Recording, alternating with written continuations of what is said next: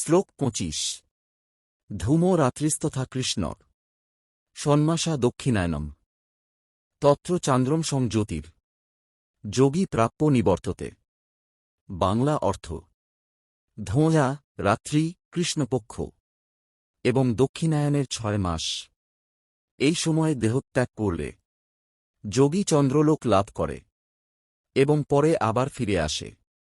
ধূমপথ পুনর্জন্মের পথ, ধোঁয়া রাত্রি, কৃষ্ণপক্ষ, দক্ষিণায়ন এই পথ পুনরাগমনের পথ।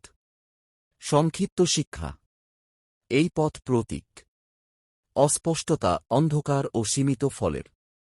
এই পথে গেলে আত্মা আবার জন্মগ্রহণ করে।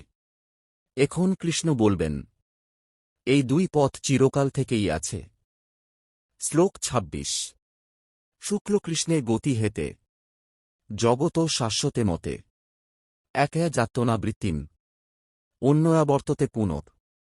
বাংলা অর্থ: এই জগতে দুটি চিরন্তন পথ আছে, শুক্ল আলোক পথ এবং কৃষ্ণ অন্ধকার পথ। এক পথ ধরে গেলে আর ফিরে আসতে হয় না, মুক্তি।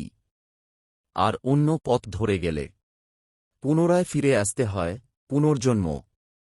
দুই চিরন্তন পথ, শুক্ল পথ মুক্তি, কৃষ্ণ পথ পুনর্জন্ম।